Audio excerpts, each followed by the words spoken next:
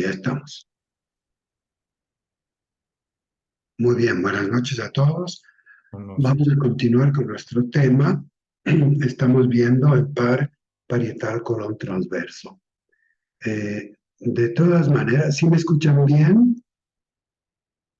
sí, doctor Mena, lo escuchamos perfecto, por lo menos por Sí, aquí bien. Ya, muy bien. Bueno, sí se escucha muy bien. lo que tenemos que hacer en relación a este análisis que estamos haciendo de cada uno de los pares biomagnéticos es no perder de vista.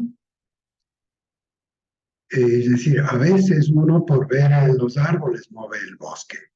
¿Qué quiero decir con esto? Estamos entrando nosotros en unos análisis que tienen que ver con la anatomía, con la fisiología, la fisiopatología, la microbiología, pero no tenemos que perdernos en estas búsquedas, sino que no tenemos que perder la perspectiva. La perspectiva es muy simple y es muy sencilla, como es el par biomagnético.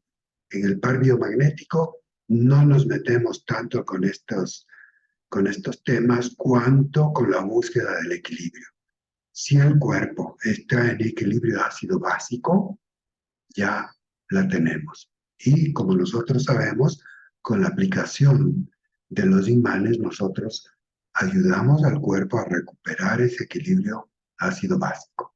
Sin embargo, como nos llegan los pacientes, para tener a un nivel aún más conciencia de lo que nosotros estamos revisando, de lo que nosotros estamos atendiendo, y a veces vienen gente que tiene una formación, digamos, una formación académica. Esta mañana, por ejemplo, he visto una niña obstetriz. Obviamente, pues, como obstetriz, tiene una cultura médica y uno tiene que estar preparado para entender la patología, que tenía ausencias. Y curioso que a ella le parecía normal tener estas ausencias. Es decir, son estas que se llamarían epilepsias de pequeño mal. No son ataques tónico-clónicos, no llegan a eso. Y lo sorprendente es que como que se distraía y le llamaba la atención y ella volvía en sí. Pero así ha vivido siempre, en esta manera. Pero hace poquito, y hace un par de semanas, ya le dio, o sea, la ausencia fue mayor y entró en un proceso de rigidez. No a desencadenar un ataque tónico clónico, pero ya se asustó. Ahora imagínate, se convierte en un riesgo porque si esta doctora obstetriz está en una cirugía y se le va la película, imagínate qué riesgo. Entonces, obviamente, viene asustada y entonces ahora corresponde pues hacer toda la historia que en medicina se conoce como anamnesis y entre las cosas que me cuenta dice, desde pequeña yo tenía estas ausencias, pero me parecía que era normal. Quizá lo confundía con cierta distracción que tenía, pero ahora ya la cosa ya es mucho más seria. En fin, vamos a ver, pero como puede pasar con estas ausencias, siempre pensamos o hacemos, o sea, un diagnóstico presuntivo que vendría a ser una epilepsia de pequeño mal y luego obviamente tiene que venir a entender qué es lo que puede estar causando esto. Y dentro de esto ahí entra nuestro tema de, por ejemplo, de entomoeba histolítica que viene más adelante, porque los parásitos pueden generar este tipo de situaciones también. Y sobre esto vamos a hablar un poquito más adelante. Voy a compartir pantalla con ustedes para ver esto. Bueno, aquí estamos con el par pared colon transverso. Aquí tenemos, cuando hablamos de el colon en general, no solo colon transverso, sino del colon, como estábamos viendo, cómo nosotros identificamos cuando hay presencia de sangre en heces. Cuando es Negra es una posible hemorragia interna, es decir, que esa hemorragia ya se produce a nivel del estómago o mucho más arriba, en la parte de los inicios, digamos, sea del intestino delgado o el intestino grueso. Aquí, con puntos blancos, pueden ser parásitos, acuosa, diarrea, puede ser una giardiasis.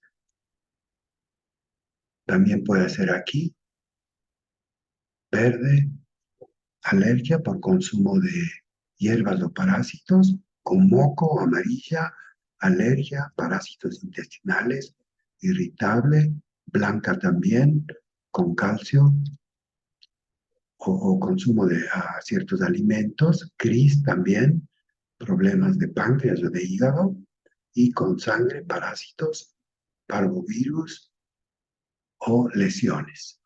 Y justo también de mañana atendí este es un maestro mío que hace labores de mantenimiento y bueno, me llamó por teléfono, estaba sangrando tremendamente la semana pasada tenía un sangrado, o sea, iba en un bus, de pronto se dio cuenta que estaba todo mojado y se reventaron unas hemorroides.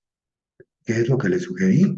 Una calita de, de sábila, la sábila, el cristal, que lo ponen en aluminio, la ponen en una nevera, en el frío, esto hace como una cala, y luego, pues ya cuando está durita, se la introduce por el recto. La tiene que envolver en papel aluminio mejor, y ya. Y ya me dijo, estoy muy bien. Pero ahí había no solo sangre en las heces, sino un sangrado que fue bastante importante, que se asustó, pero ahora ya está tranquilo el hombre. Consejos rápidos, precisos, que van a ayudar. Aquí tenemos en casos de enfermedades, no se olviden que puede haber la estenosis. La estenosis, eso puede ser, eso se habla de las arterias, por ejemplo, por eso ponen stents, pero también puede pasar en el tubo digestivo. Un estrechamiento y caso de emergencia, como hablábamos, puede ser una obstrucción intestinal. Esto lo tiene que resolver con cirugía. No hay otra opción. Esta es una causa de urgencia médica. Obviamente va a haber distensión, vómitos, cantidad de problemas cuando hay una estenosis o un estrechamiento. También afectaciones inflamatorias, las enfermedades de Crohn, rectocolitis ulcerosa. Aquí hay un paso que está bastante libre y aquí, cuando hay estos estrechamientos, estas rectocolitis, fíjense cómo se va obstruyendo el paso normal que tiene que transcurrir para la evacuación. También tenemos las diverticulitis. Aquí tenemos un divertículo. Estos se forman aquí, estas bolsas. Y pueden llegar también a un megacolon, o sea, no evacúan ya lo comentábamos, estos temas de estreñimiento son más comunes de lo que pensamos. Y que cuando la gente está en estrés, obviamente produce un aumento del estreñimiento. Aquí son extroversiones del divertículo. ¿Y por qué se producen? Porque como no se evacúa con regularidad, entonces se empiezan a acumular aquí, formando estos divertículos que se pueden ver externamente hacia acá. También puede llegar a haber una perforación y obviamente un cuadro de peritonitis. Ya tiene que hacer toda una limpieza, pues son heces que están diseminadas en el colon y esto en materia fecal, imagínate en la cavidad abdominal. Esto sí es bastante serio. Aquí tenemos esta estenosis de la que hablábamos. También tenemos, bueno, inicialmente la medicina lo trata con antibióticos, antiinflamatorios, etcétera, pero puede llegar a una perforación, en este caso, pues la cirugía, aquí la diverticulitis. Hay unas angiodisplasias también, esto quiere decir que el sistema digamos, arteriovenoso, una displasia es un crecimiento exagerado de los tejidos. Eso también puede generar hemorragias. Y cuando hay hemorragias, pues ahí es necesario las transfusiones sanguíneas. Pero estos son tipos de afecciones que nosotros necesitamos conocer. Aquí, el diagnóstico de la angiodisplasia es difícil. Aún para la medicina convencional no es fácil. Lo que tienen que hacer es una exploración con colonoscopía, con un enema opaco, para hacer un diagnóstico diferencial. El tratamiento quirúrgico está indicado si se producen episodios hemorrágicos graves y repetidos. Ahí no queda más que la cirugía. Los pólipos son estos. Pequeñas infecciones que el cuerpo va generando y los va encapsulando y genera estos tumores benignos. En tanto hay el transcurso, o sea, no obstruyen el paso, puede estar bien, pero pueden degenerar en una neoplasia, que ya sería un cáncer, o un carcinoma, que sería la definición de cáncer. Aquí tenemos los carcinomas con neoplasias malignas. Es el tercer cáncer más común.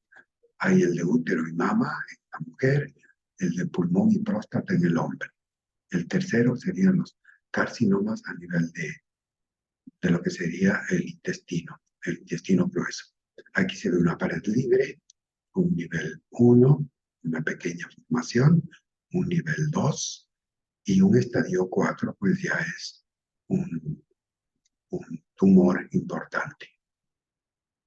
Aquí tenemos, crecen rápidamente en volumen y provoca la obstrucción. Es decir, cuando ya crece, pues se va a producir la obstrucción. Y esto sí es, como decimos, un caso de urgencia médica. Aquí tenemos en el estreñimiento de aparición reciente y persistente con emisión de sangre es necesario pruebas radiológicas y endoscópicas para descartar, digamos, que hay una neoplasia. Sin embargo, ahora con estas laparoscópicas que hacen, pueden ingresar a través del recto, hacer cortes si es que amerita hacer cortes, o hacer las debidas cauterizaciones, etcétera, etcétera. Aquí tenemos una mucosa normal, una lesión previa a un pólipo, un adenoma. Aquí ya son adenomas avanzados y aquí ya está un adenoma carcinoma obstruyendo la luz. Bien, los casos de cirugías que son necesarios hacen una incisión longitudinal, es así como cortan. Y luego acceden, aquí está la incisión y acceden a estas zonas. También pueden hacer la video laparoscópica, es otra manera. Aquí pueden tener en grandes pantallas y para estructuras pequeñas pueden ingresar y hacer un trabajo más preciso. Hay y en cuanto a la localización, digamos, anatómica, hay lo que suelen hacer. En este caso, hacen una hemicolectomía derecha. Eliminan todo esto del lado derecho. Aquí, una izquierda. Eliminan todo esto. Y si hay casos en que quitan, bueno, esto mide 1,50 en promedio, la estatura de cada persona. Si alguien mide 1,60, va a ser 1,60 o 1,70. De manera que hacer un corte y eliminar 20, 30, 40 centímetros y luego lo vuelven a conectar. Eso se hace. Aquí una transversectomía, o sea, quitan todo el colon transverso. Aquí una parte del sigmoides, también pueden extirpar el sigmoides. Una recesión rectal anterior, o sea, eliminan todo el recto. En este caso, lo que hacen es reconstruir o lo que pueden hacer o lo que suelen hacer es una colestomía, que es una bolsa que ponen. Aquí hay una colectomía total, o sea, que eliminan absolutamente todo. Pero, como estábamos viendo, no se olviden que todos los líquidos se reabsorben en el intestino grueso. Son como más o menos 4 o 5 litros de líquido que producimos, 1,5 litros de saliva, 3 litros del, del, digamos, del estómago, 1 litro del páncreas, 1/2 litro de bilis. Sumado es bastante. La pregunta, esto va a causar un desequilibrio y obviamente el pronóstico para el futuro del paciente no va a ser muy bueno con una extirpación total. Quizá lo hacen en el plan de momentáneamente o de prolongar la vida de la persona. Puede haber una amputación abdomino-perineal del recto también. Y aquí le ponen entonces, a este nivel le ponen una colostomía. Esta es una bolsa, le dejan una abertura, así que se conecta una bolsa y he visto gente que puede sobrevivir bastante tiempo, bastantes años. En el caso de las intervenciones, por ejemplo, que se hacen a nivel de la próstata con radiación, o sea, con radioterapia, pueden llegar a quemar el recto por la cercanía. Y si queman el recto y queman, porque es radiación, entonces tienen que a fuerza taponar esto y poner estas bolsas. Lo que sí tiene que tener mucho cuidado, mucha asepsia, pero la gente puede pues, sobrevivir 20 años sin problema con las medidas adecuadas. Claro, la calidad de vida no va a ser la mejor, pero fíjense que hay una extirpación del recto y esfínteres anales. O sea, prácticamente ya no hay marcha atrás. Bien, aquí vamos a ver, con eso terminamos la parte rápidamente de lo que sería refiriéndonos al colon. Vamos a entrar a lo que es la entomeba histolítica y al microorganismo de la parte de microbiología. No sé si hay alguna pregunta, por favor. Si alguien tiene alguna pregunta, adelante, Gustavo. Yo tuve un caso de un familiar ya hace varios años, unos 10 años o algo así, que tenía un cáncer en colon. Lo curioso era que con biomagnetismo a mí no me marcaba que fuera cáncer.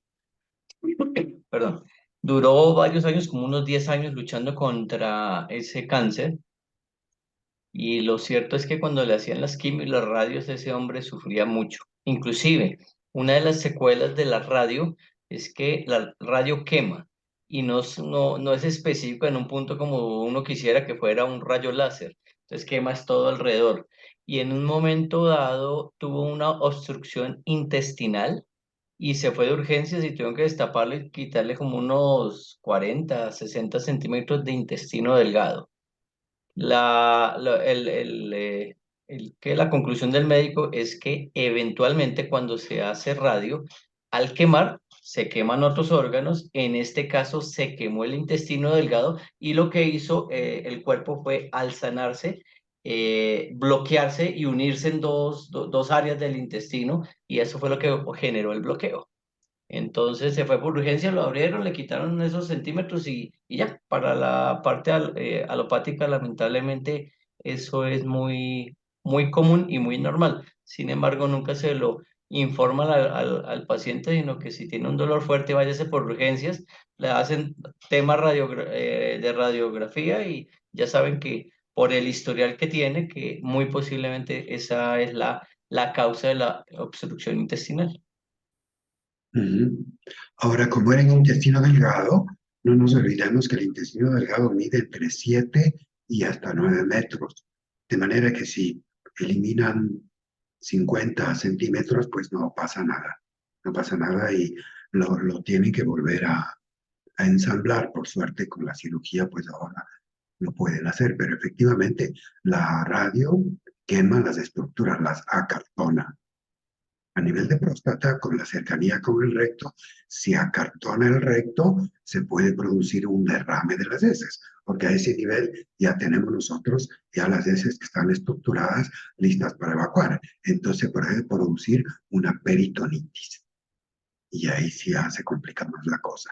Adelante, Jesús, ¿querías comentar algo? Sí, comentar una experiencia y también preguntarle algo. Hace algunos años, bueno, el trabajar con el colon es un caso, yo me imagino, semanal. Casi todos los pacientes tienen alguna afectación en el colon por la alimentación, ya que el colon en su pH es alcalino y las personas consumiendo el alimento lo acidifican. Hace como unos 8 años llega una señora ya de una edad avanzada, como 74, 75 años, que la tienen que operar. Tienen que cerrar, hacer la colostomía y ella tiene un carcinoma en el recto. Es decir, recto, colon descendente, colon rectal, el más, digamos, que se consiguen en los carcinomas del colon es ese, ¿no? Según la referencia. Ujú. Ella llega, no quiere operarse, todos los familiares, que qué es eso de los imanes, qué tal. Bueno, yo hago un rastreo, yo consigo Pseudomonas aeruginosa, es decir, yo consigo en el recto a Pseudomonas, también la consigo en la pleura. Sigo preguntando y chequeando a profundidad para ver si era un terreno fértil nada más. No, efectivamente era la Pseudomonas. Entonces ella reúne todos los familiares, voy a tratar de hacer corto esto, y el asunto es que ella no se quiere operar, pero ya no había una obstrucción tan grande porque tenía un megacolon, tenía divertículos, el cáncer también había agarrado la parte interna. Ella tenía que operarse, pero lo curioso es que, bueno, rastreamos, limpiamos, le hicimos varias terapias, como unas 11, 12 terapias antes de operarse, y ella la meten con otro señor a operar, a poner la colostomía a los dos. Ella sale como a las 40 horas de alta y el señor como a las 20 horas empezó a oler mal, que lo tuvieron que cambiar de habitación. Después empezó a quejarse, dolor, se hinchó, cambió de color y bueno, para resumir, el señor a los 3 días murió. Tuvieron que abrirlo de emergencia, había una sepsis total. Entonces, como la pseudomonas, según la lectura, cuando la tocan se disemina y genera un problema postoperatorio, según lo que aparece allí en los síntomas.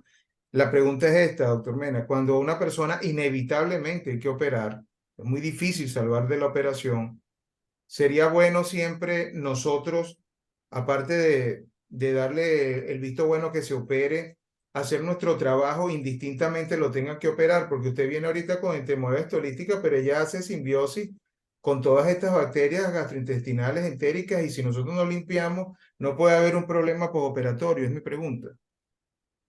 Pues mira, tenemos nosotros la posibilidad siempre de apoyar en el preoperatorio y después en el postoperatorio.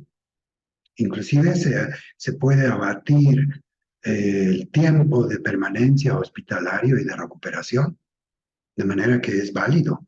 Y Pseudomonas aeruginosa en pacientes inclusive no tan graves de colon, pero yo encuentro mucha Pseudomonas aeruginosa en pacientes que tienen problemas no tan, digamos, extremos como estos casos que estamos hablando ahora de colon, pero se encuentra. De manera que sí es muy prudente de hacer y por eso lo que tú confirmas, pues la paciente logra salir con mayor facilidad. Ujú, Y sí, la señora, permiso, doctor Méndez, la señora murió hace como unos 2, 3 años, es decir, ella duró unos 6 años, unos 5 años más, pero murió fue de POP en los pulmones, ya se había complicado, no tenía nada que ver con su no, operación del colon, siempre quedó limpiecita allí, pero bueno, no pudimos atenderla, ya yo estaba acá. Adelante, disculpe, doctor. sí, no, tranquilo. Lo que nosotros tenemos que hacer énfasis también y dentro de una visión holística que tenemos que tener y nos detenemos en el tema del colon, porque para mí muchas de las enfermedades que abordamos todos los días tienen que ver directamente con el sistema digestivo.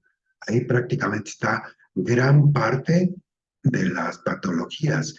Pero, por ejemplo, vi esta semana, lunes, si lunes o martes, vi esta cifra que trato del cáncer de mama y bueno, tiene su herida, ya la mostré y todo eso se está cerrando, pero con una facilidad impresionante. Ya se sienten un poco bien y regresan a sus, ¿cómo se diría la palabra? A retomar su estilo de vida, o sea, descuidado con comida chatarra y todo eso. Pero fíjate tú, estaba tan cercana ya prácticamente de tener una afectación tan seria como es esto que presentaba, pero no. Se ha comido sus fritadas y sus hornados y dice, sí, ¿verdad? Me descuidé.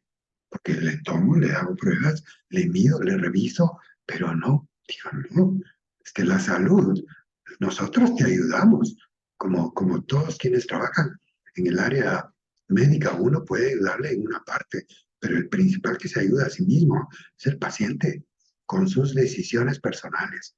La salud es un estilo de vida y en eso tenemos que trabajar, en persuadir, pero a veces parece que no lo conseguimos.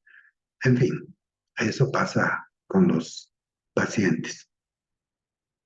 ¿Alguna otra pregunta, alguna inquietud? Bien, vamos a pasar entonces. Quiero compartir esto. A ver, compartir pantalla. Aquí. Bueno, esto de entomeba histolítica. El Centro de Control de Enfermedades recomienda que las personas que... Bueno, este es un tema bastante largo. Lo voy a poner aquí. Que básicamente se estaba comiendo el interior de mi estómago e intestinos. Sin saberlo, Charlie ha sido huésped de uno de los parásitos más destructivos del planeta. Charlie estaba infectada con el entamoeba histolítica. Entamoeba histolítica es un parásito peligroso que se infiltra en el aparato digestivo. Jamás había escuchado de ese parásito. Dentro del cuerpo de Charlie, patógenos microscópicos están destruyendo el tejido de sus intestinos. Al roer las células, provocan sus náuseas, diarrea y dolor abdominal. Cuando entra al torrente sanguíneo, la infección entamoeba histolítica puede matar a alguien en 12 a 72 horas. Estaba muy asustada. Escuchas de casos como este, pero no esperas que le suceda a alguien que conoces, mucho menos a tu hija. El estamoeba histolítica normalmente ataca el intestino grueso, pero también puede penetrar la pared intestinal y propagarse por medio de la sangre hasta el hígado, el cerebro y otros órganos. La infección es mundial, pero se presenta principalmente en los trópicos, en las zonas de hacinamiento con poca sanidad. Cada año, este parásito mata a más de 100.000 personas, convirtiéndolo en uno de los más mortíferos del planeta. Con la esperanza de eliminar el parásito, los médicos inmediatamente le administran un tratamiento intensivo de drogas antiparasitarias, pero el tratamiento parece ser más perjudicial que favorable. Comencé a sufrir migrañas. Empecé a vomitar excesivamente. Me asustó. Ella no estaba mejorando. El tratamiento para la entamoeba histolítica es un antiparasitario con la capacidad de matar los quistes que siguen viviendo adentro del lumen del intestino. Charlie se sentía horrible. Mientras matábamos a los protozoos y su cuerpo comenzaba a recuperarse, durante este proceso de recuperación pueden ocurrir reacciones inflamatorias. 3 semanas después de que comienza a tomar el medicamento, Charlie nota un cambio. Me empecé a sentir aliviada. El tratamiento parecía funcionar. El ciclo vital de la entamoeba histolítica comienza con quistes. Pueden encontrarse presentes en el suelo, la comida o el agua contaminada con heces. Si un huésped ingiere los quistes, estos descienden por el tracto digestivo hasta los intestinos. Allí, el parásito emerge del quiste y se multiplica rápidamente, produciendo más quistes. Se estima que la entamoeba histolítica puede producir hasta 45 millones de quistes en un día. Charlie no sabe con certeza cómo contrajo el parásito, pero cree que probablemente fue en algún restaurante. Y eso es lo más aterrador. Queda en manos de otras personas practicar la higiene personal y la higiene al manipular alimentos.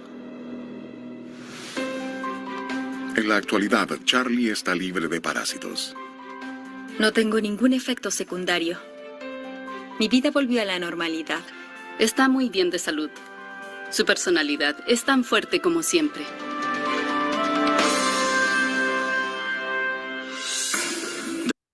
Después de la malaria, el entamoeba histolítica es uno de los parásitos más frecuentes en el planeta. Se estima que cada año y a nivel mundial se infectan hasta 50 millones de personas. Afortunadamente en los Estados Unidos los casos son inusuales. No obstante, se recomienda que las personas que viajen a regiones endémicas se laven regularmente las manos y eviten consumir productos crudos o agua sin filtrar que podría estar contaminada.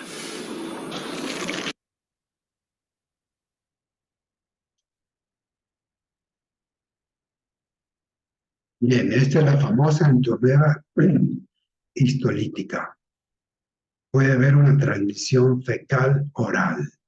Obviamente, si no hay un lavado de manos como se recomienda, por eso en los restaurantes dice el personal, lávese las manos. La infección puede ser asintomática, pero puede ir, como hemos visto, una diarrea leve hasta una desintería grave. Aquí tenemos y hay dos formas. La forma del quiste y la forma del trofozoito. Bien, aquí las infecciones extraintestinales, o sea, puede también afectar a otras partes, a otros tejidos. Se pueden manifestar como abscesos hepáticos si se ubica en el hígado. El diagnóstico consiste en la identificación de entamoeba histolítica en muestras de heces. Por eso cuando nos hacen exámenes de laboratorio, pues si es que hay identificación de quistes, entonces hay que entrar con los antiparasitarios porque estos pueden ya causar otro tipo de problemas. Se confirma con inmunoensayos que detectan el antígeno en las heces, pruebas serológicas, cuando es extraintestinal. Porque no se olviden, como decíamos, puede ser también que lo portamos y es asintomático. El tratamiento, bueno, se usa el metronidazol o tinidazol, seguido de paromomicina u otros fármacos. Sin embargo, claro, estos siempre van a tener sus efectos colaterales, pero hay culturas, por ejemplo, en la India, en México, se consume mucho el ají. Y el ají aparentemente no tolera los parásitos. Igual el ajo, el paico, y hay otros tipos de, digamos, antiparasitarios como menos fuertes. Pero en caso extremo, pues tocaría recurrir a esto. Eso es lo que yo pienso, lo primero que pienso, por ejemplo, en el caso de los pacientes que pueden tener una epilepsia, que puede ser de pequeño mal, porque las epilepsias pueden ser de origen tóxico, pueden ser traumático, pero también pueden ser por microorganismos. Si estos microorganismos sueltan sus detritus en el torrente sanguíneo y este va al cerebro, puede causar unas reacciones como estas ausencias de las que estábamos hablando. Aquí hay 4 especies, o sea, no solamente una. Son indistinguibles morfológicamente, aunque son especies diferentes. Hay una histolítica que es patógena, hay otra dispar, que es inocua, más frecuente, y hay otra que es Moscovich, debe ser rusa, Moscovich, menos frecuente, y hay otra que es de Bangladesh, menos frecuente, pero no se conoce la patogenia. La que se conoce a nivel mundial, digamos, la entamoeba histolítica, pero hay otras. Ahora, como nos hablaban en algún momento, hacen la secuenciación por ADN, y esa es la manera como investigan. Inclusive hay morfológicamente, porque antes era por ejemplo, lo que son microorganismos como las bacterias, que hay cocos, que hay bacilos, que hay espiroladas y todo eso. Cuando estudian el ADN resulta que son familias directas. ¿Por qué? ¿O bajo qué condiciones o bajo qué circunstancias pueden mutar? Ya sabemos que comparten ADN, de manera que la mejor manera que tienen es esta. Y ahora hay un proyecto, por ejemplo, en Suiza, que están estudiando están amplificando el estudio de toda la, digamos, diversidad que existe en el ambiente, a través sea del aire o a través de las aguas, de ríos o de lagos, haciendo la secuenciación genética ya con la tecnología actual de todo lo que encuentran. La búsqueda en realidad está a través de los microplásticos, porque ese es el problema que tenemos en la actualidad. Quieren estudiar bien a fondo el tema de microplásticos, y así se dice que cada semana nosotros consumimos en plásticos el equivalente a una tarjeta de crédito. Ahora imagínense eso, que ya entra en el sistema de los organismos. Bien, aquí, esta es la parte a la que hace referencia, tiene que ver las condiciones socioeconómicas y problemas sanitarios. Aquí se puede ver por colores dónde es más frecuente.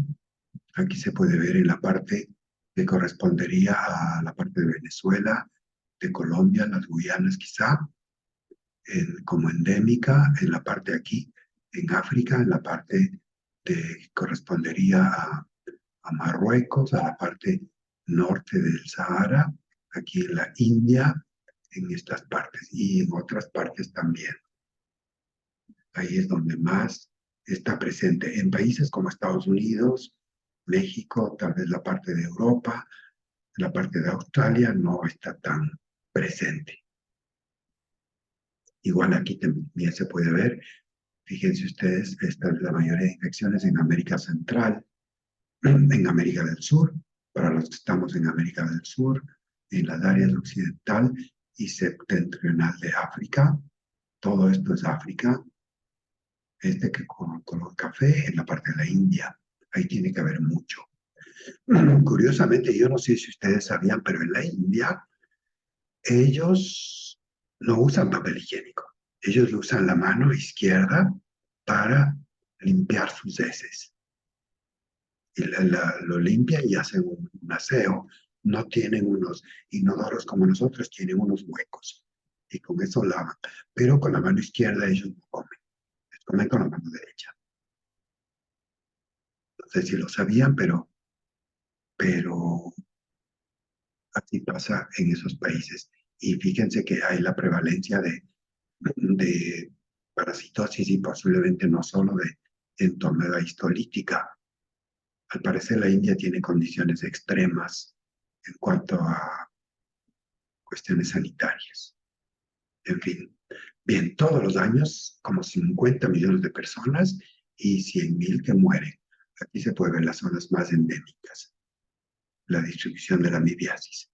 Fíjate que está en toda la parte de Brasil, en la parte de Colombia, Ecuador, quizás se libera un poquito Argentina, Chile, pero diríamos prácticamente América del Sur, la parte de Centroamérica, aquí la parte de África prácticamente toda, y la parte de Asia, India y una parte también de Australia, la distribución de las amebas. Entonces nosotros que estamos en esta parte del continente, pues tenemos que estar muy atentos a este tipo de afecciones. Bien, la fisiopatología, como vimos, es trofozoito y o también quiste. Los quistes están encapsulados, pero esto es cuando ya entran en el organismo, pues, y se ubican al intestino grueso, ahí es cuando se manifiestan. Y no se olviden que se alimentan de bacterias y tejidos. Por eso hay esa idea de que cuando hay exceso de bacterias, curiosamente el organismo puede aumentar la población de parásitos, justamente para limpiar. Esa es una de las teorías del cáncer. Por ejemplo, se dice que en el cáncer hay parásitos, pero claro, si hay parásitos porque hay tejidos necrosados. Y la naturaleza funciona así. Si hay tejidos necrosados, acuden los parásitos para limpiar. Aquí tenemos los trofozoitos, predominan en las heces líquidas, pero mueren fuera del cuerpo.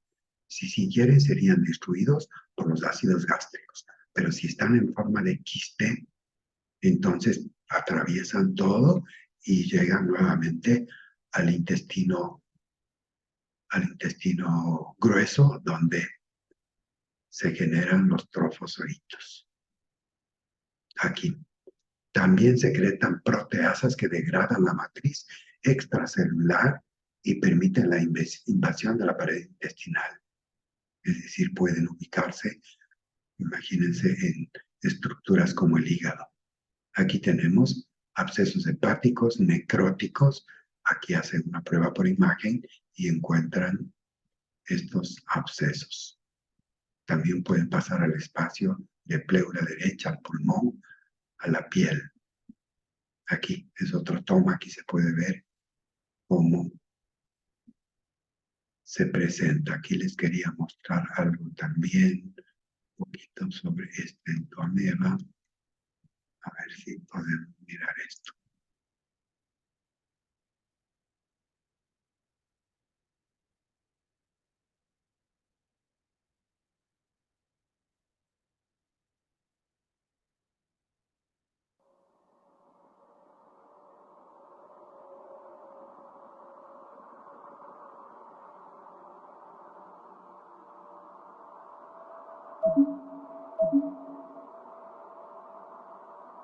Esas son microvellosidades de la mucosa.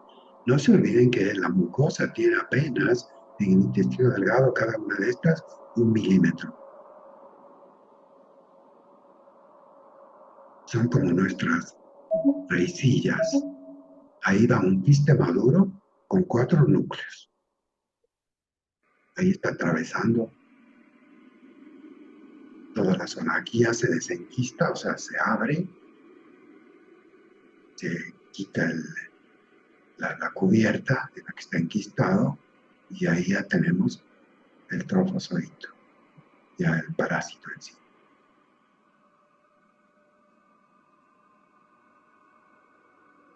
Aquí se divide y formación de 8 nuevos trofozoitos. Es una producción que es exponencial. Imagínense 45 millones en un día. Aquí va migrando. Y lo que estábamos hablando va comiendo bacterias. Esa es la función. Puede fagocitar bacterias y de ahí se alimenta.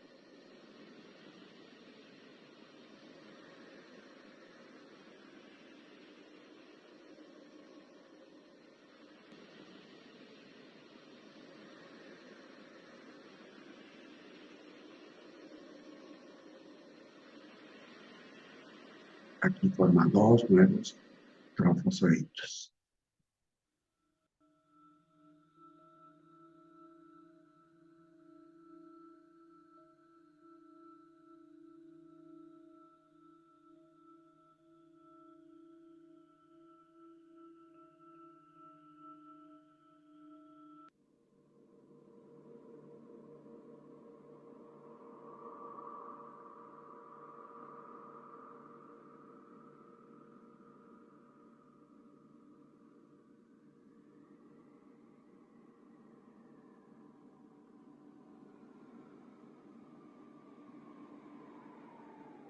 Hay un enquistamiento, hay una división nuclear y formación de barras cromatoides.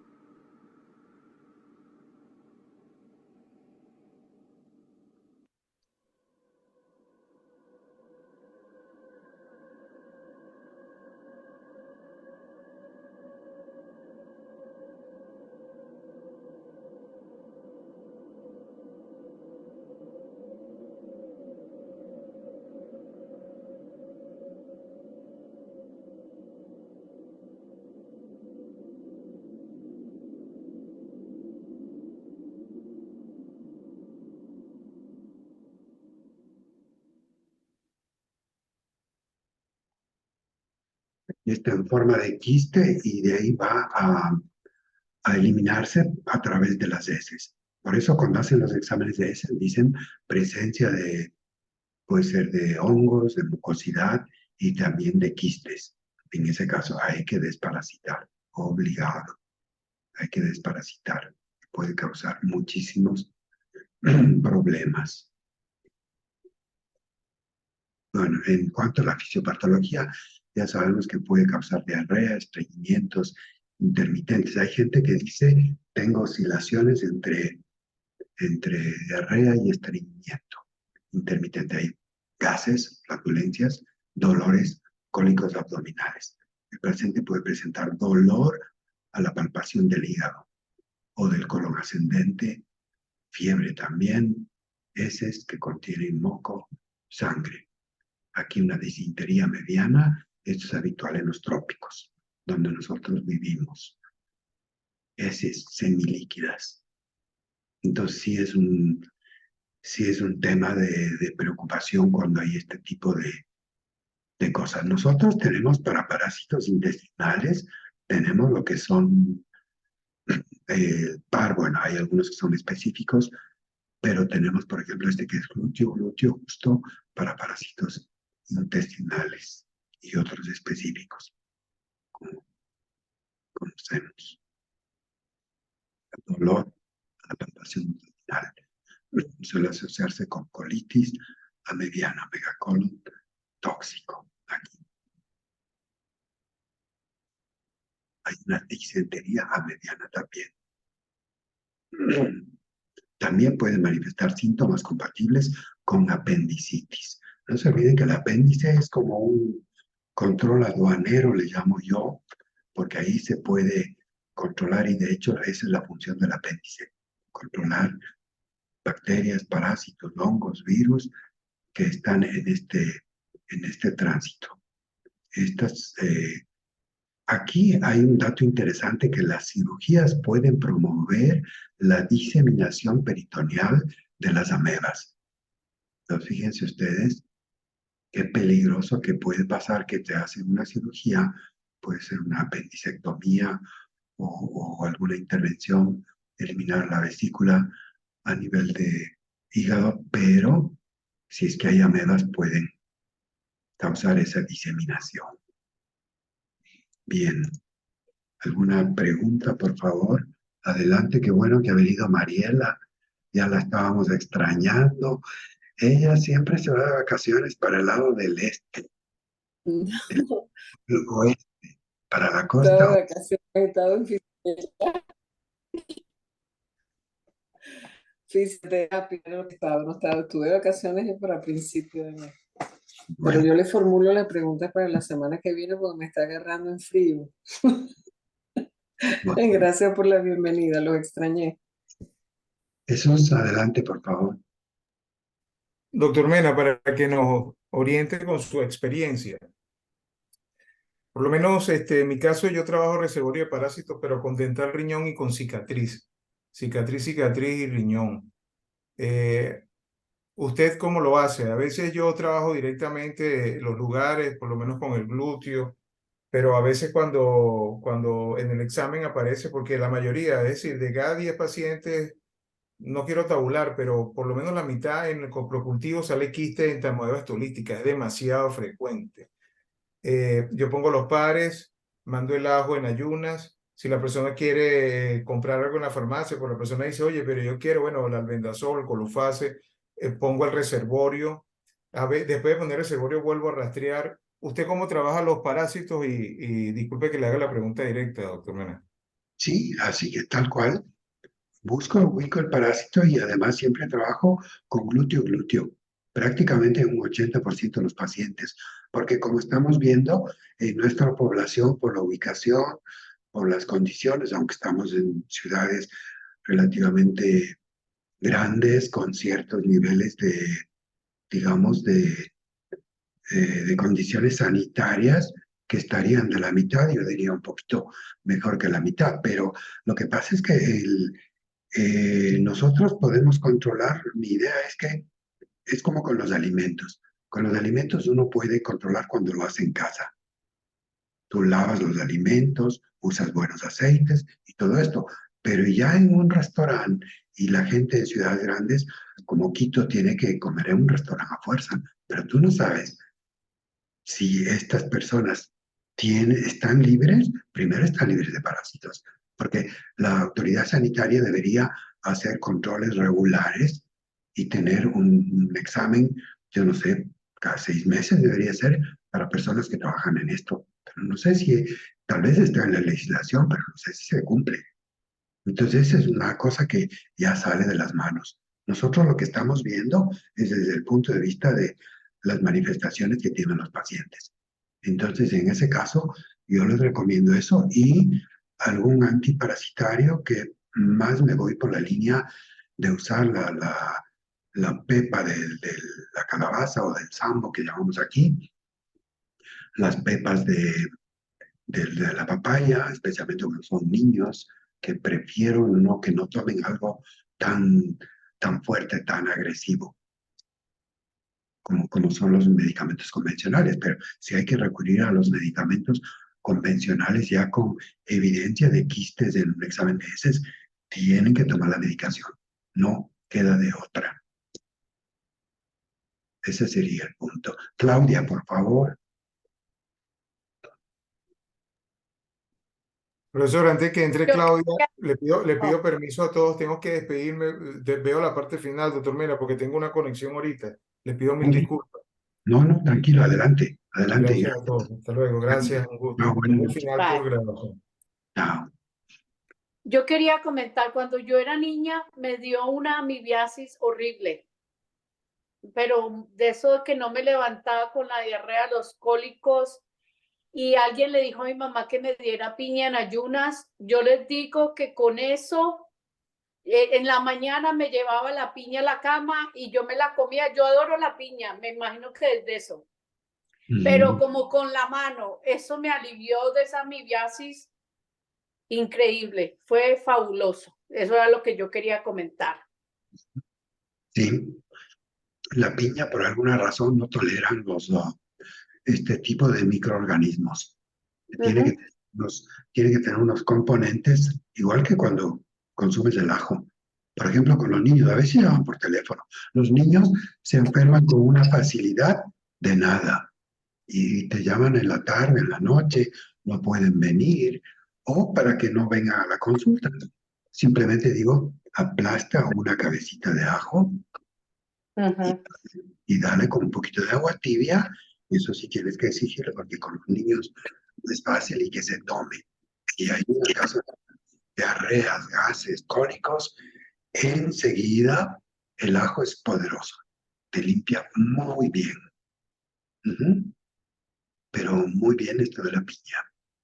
Sí. Y la cebolla. Y la cebolla, claro. Se dice que la cebolla es la escoba del intestino.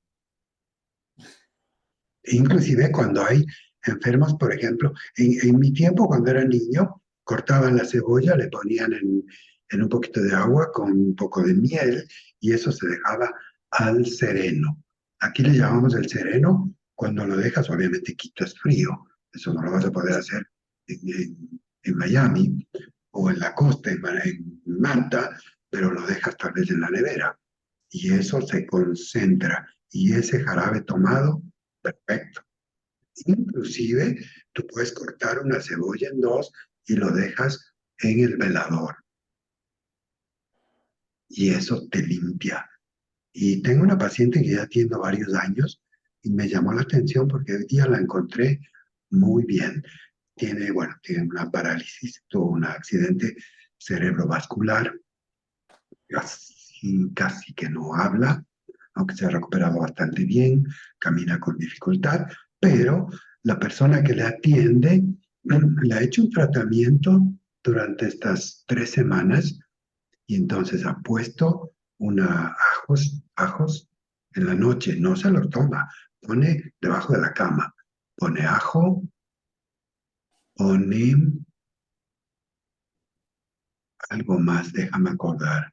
Yo le pedí que añada la cebolla, pero pone unos ramos de ajo, algo más que puede ser, si alguien me ayuda. Sal marina. Podría ser sal marina, pero no era esa, era ajo y ahora no me recuerdo. No sé si era ajo. Es cebolla, doctor. Si la cebolla le sugerí que la ponga, pero me sorprendió porque la encuentro. ¿Raíz de cúrcuma? ¿De cúrcuma? No, quizás De jengibre puede ser también. Y fíjate que no lo toma. Es que aquí tenemos que entender esto. La planta tiene una frecuencia. Y la cercanía con la planta tiene que tomar la frecuencia que te pone en un estado equilibrado. Eso me sorprende tremendamente. Así como una pequeña idea. Y la próxima sí voy a llamarle para que me diga exactamente cuáles eran los ingredientes. Bien, ¿alguna otra pregunta? ¿Un aporte? ¿Ahí alguien se apunta? Yo lo de la cebolla, si la ponen en 4 Ya, y pela, puede machacarlo si quiere, pero por lo menos pelado el ajo. Porque, bueno, mi tía era otra, ella tenía neumonía ya. y se lo puso en un platito al lado donde ella estaba durmiendo y la cebolla al día siguiente el agua, pero así, negro. Sí. Y ella se fue mejorando. Después le alquilamos un respirador, pero quiero decir, para las cosas de infección así de vía respiratoria, ¿por qué no va a trabajar con el colon? Seguro que sí. Esta frecuencia me llama la atención, voy a investigar. Sí. Yo les ofrezco para la próxima darles el dato. Ya les escribo en el chat qué mismo era que puso. Pero obviamente era el ajo como el principal. Bien, ¿alguna otra pregunta? ¿Algún aporte? Bueno, entonces, nos vemos la próxima semana. ¿Seguimos? Jorge, ¿tú querías decir algo? ¿No? Bueno, despedirse nomás. Gracias. Buenas noches Gracias. a todos. Nos Buenas vemos noches. la próxima semana. Buenas Muchas noches, que estén muy bien. Muchas gracias, Doc. Muchas gracias a todos. Buenas noches. Chao, Buenas chao. noches. A todos esos.